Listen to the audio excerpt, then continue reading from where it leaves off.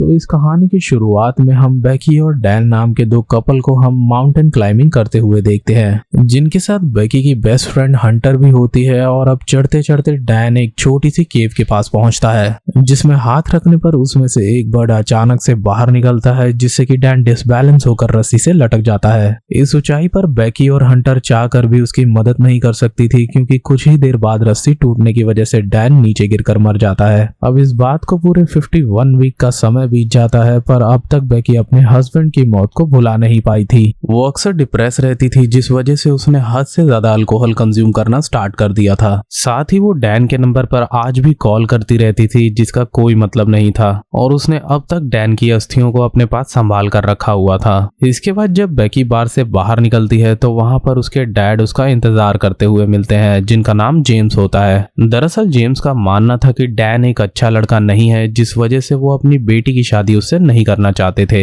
और क्योंकि अब वो मर चुका है इसीलिए बेकी उनसे बिल्कुल भी बात नहीं करती। हालांकि जेम्स अपनी बेटी को इस तरह से टूटते हुए नहीं देख सकता था। दूसरी तरफ बेकी घर आकर कुछ पिल्स खाकर सुसाइड करने की कोशिश करती है कि तभी उसे उसकी बेस्ट फ्रेंड हंटर का कॉल आता है, जिसने कि उसे काफी दिनों बाद कॉल किया था। अब हंटर बेकी के घर आती है, जिससे बात कर कर बेकी को काफी अच्छा लगता है। लेकिन यहाँ हंटर का प्लान कुछ और ही था, क्योंकि वो चाहती थी कि बेकी अपने डर को ओवरकम करे। इसीलिए वो उसे एक 2000 फीट ऊंचे एक पुराने टीवी टावर को दिखाते हुए कहती है कि उसे इस पर चढ़ने के लिए बेकी की हेल्प चाहिए, जिसके लिए बेकी साफ इनकार कर देती है, क्योंकि डैन की मौत के बाद से ही उसे ऊंचाई से डर लगने लगा था। लेकिन अगले दिन जब वो डैन की अस्थियों को देखती है तो वो डिसाइड करती है कि वो उसी टीवी टावर पर चढ़ के इन एशेस को हवा में स्प्रेड कर देगी, जो कि डैन के लिए सबसे बेस्ट ट्रिब्यूट होगा। इसीलिए वो हंटर के साथ उस टीवी टावर की क्लाइंबिंग पर जाने के लिए मान जाती है, जिससे हंटर काफी खुश होती है। और अगले ही दिन दोनों वहां के लिए साथ में निकल जाते हैं, जिस दौरान बेकी हंटर के फोन से उसकी एक पिक दिखाती है, जिसमें किसी ने उसके कंधे पर हाथ रखा हुआ था।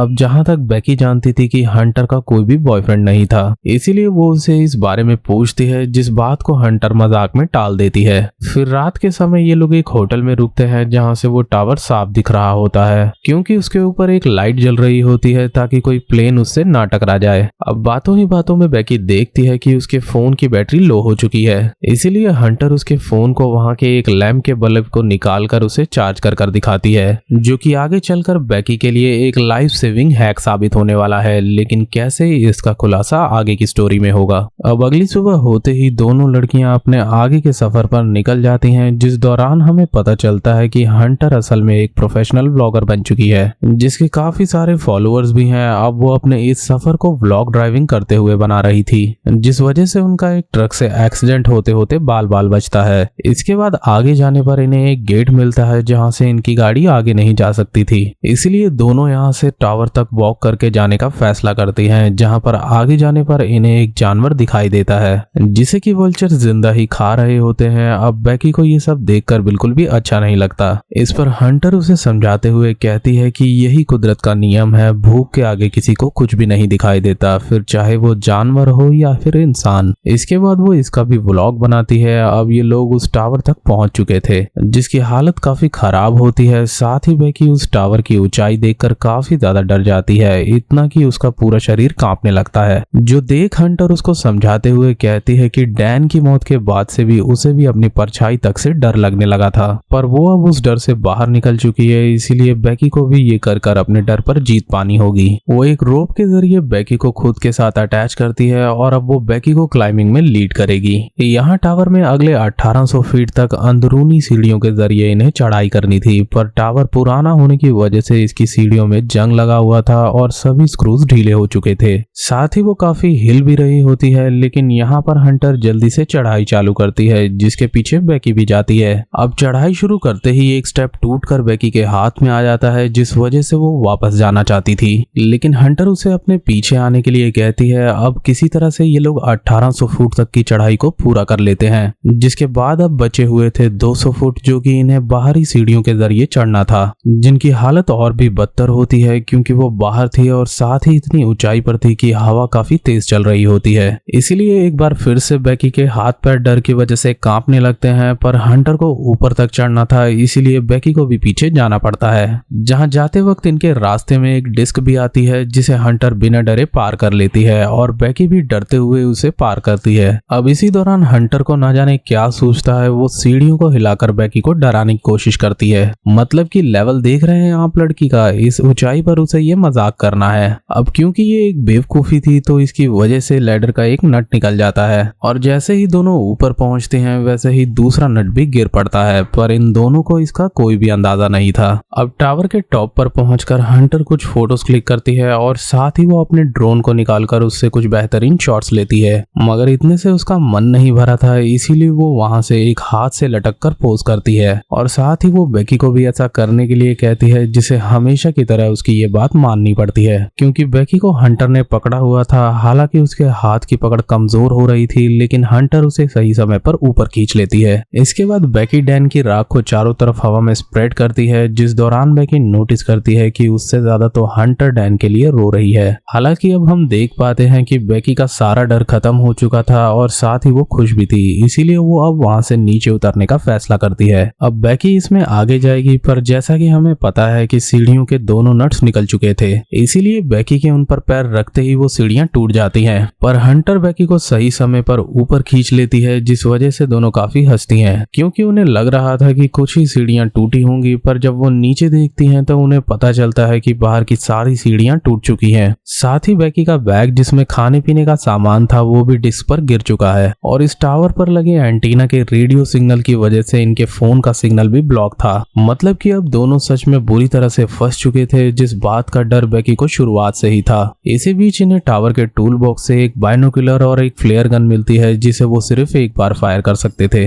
इसके बाद हंटर को याद आता है कि उसके सभी फॉलोअर्स को पता है कि वो यहाँ पर आई है, इसीलिए वो इंस्टाग्राम के लिए एक पोस्ट तैयार करती है जिसमें उसने अपने फॉलोअर्स से हेल्प मांगी हुई थी। अब यहाँ पर हंटर का प्लान ये था कि वो अपने फोन को जितना नीचे हो सके उतना नीचे लटकाएंगे, ताकि जैसे ही नेटवर्क आए तो हंटर की पोस्ट ऑनलाइन शेयर हो जाए। लेकिन फोन को लटकाने पर भी कोई फायदा नहीं होता, इसीलिए अब हंटर अपने एक शूज में फोन को डालकर उसे अपनी ब्रा से कवर कर देती है ताकि उसका फोन नीचे गिरने पर भी ना टूटे। इसी दौरान हंटर के पैर में बेकी 143 का टैटू देखती है, जो कि उसे अक्सर डैन आई लव यू के जवाब में बोला करता था। इधर जब हंटर उस शूज को नीचे फेंकती है तो इतना करने के बावजूद भी उसका फोन गिरकर टूट जाता है और दोनों नीचे देखती हैं कि एक आदमी अपने पेट के साथ वहां पर आया है, पर उन दोनों के बुलाने के बावजूद भी उसका ध्यान उन पर नहीं जाता, जो देखकर बेकी फ्लेयर गन को चलाने ही वाली थी, पर यहाँ पर हंटर उसे रोक देती है क्योंकि वो उसे सही समय पर ही इस्तेमाल करेंगे। इसीलिए अब हंटर बाइनोकुलर की मदद से चारों तरफ देखने लगती है कि तभी उसकी नजर एक व्हीकल पर पड़ती है जहाँ पर लोग पार्टी कर रहे थे,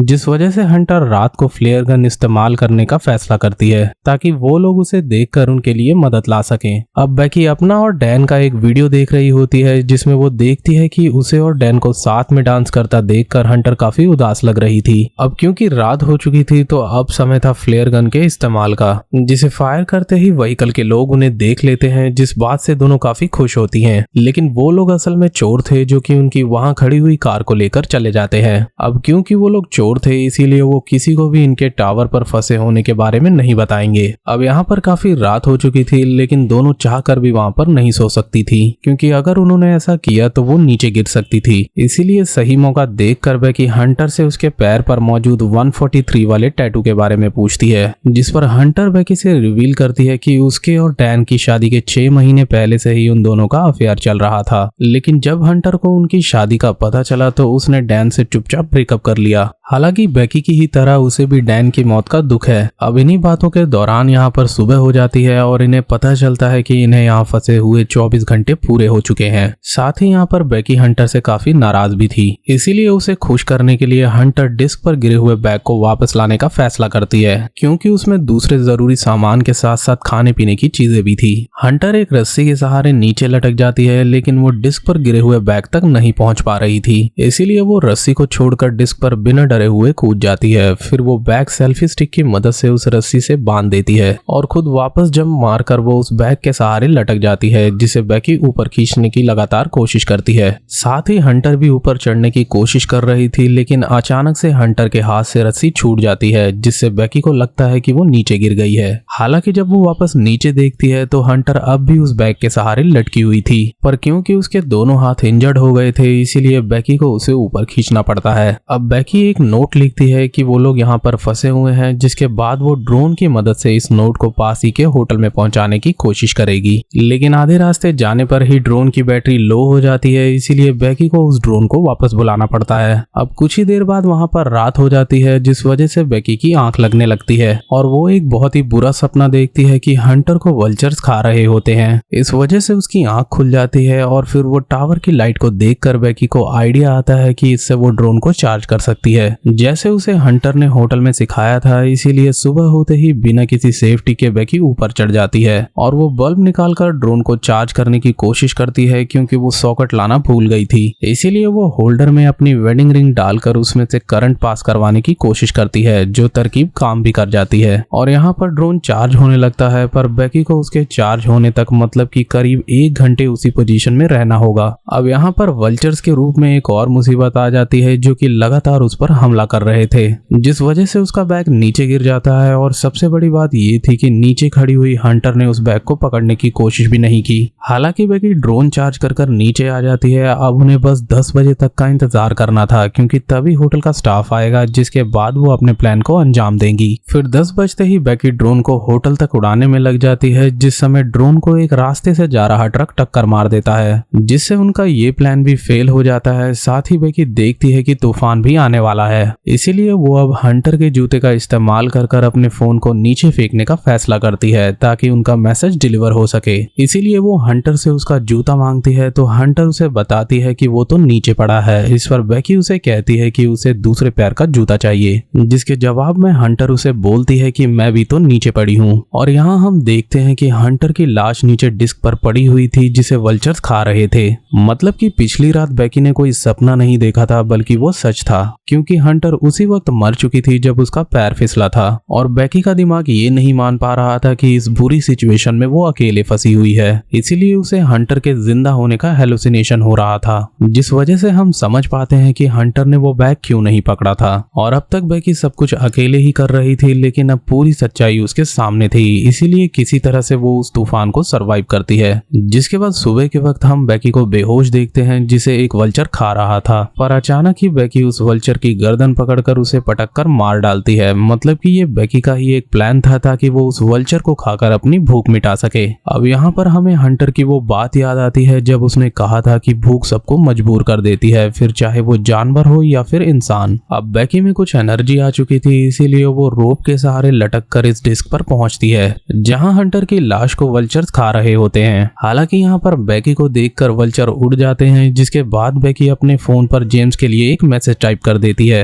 फिर वो उस फोन को हंटर के शूज में रखकर उस शूज को वहां से हंटर के बॉडी के अंदर डाल देती है, जहां से वल्चर्स उसे नोचकर खा रहे थे, क्योंकि अब वो हंटर की बॉडी को नीचे फेंकने वाली थी। और यहाँ पर इंसान की बॉडी से एक अच्छा क्वेश्चन एक फोन के लिए क्या हो सकता था। और यहाँ पर बेकी का प्लान काम कर जाता है, क्योंकि हंटर की बॉडी नीचे गिरते ही फोन में नेटवर्क आने की वजह से जेम्स को वो मैसेज डिलीवर हो जाता है। इसीलिए वो तुरंत पुलिस और बाकी की मदद के साथ वहां पर पहुंचता है, जहां पहले तो वो हंटर की लाश को देखकर घबरा जाते हैं, पर जब वो बेकी को जिंदा देखते हैं तब जाकर उनकी जान में जान आती है। जिसके साथ ही ये मूवी यहीं पर समाप्त हो जाती है। यहाँ हमने देखा कि कैसे उस लड़की को लाइफ की वैल्यू समझ आ गई थी, जो कि एक समय पर खुद की जान लेना चाहती थी, क्योंकि जिंदगी में ये तोहफा अगर आपको मिला है तो इसे आपको पूरी तरह से जीना चाहिए। तो वीडियो पसंद आई हो तो वीडियो को लाइक कर दे, चैनल पे नए हैं तो चैनल को सब्सक्राइब कर नोटिफिकेशन को ऑल पे प्रेस करें, ऐसी और भी वीडियोस पाने के लिए।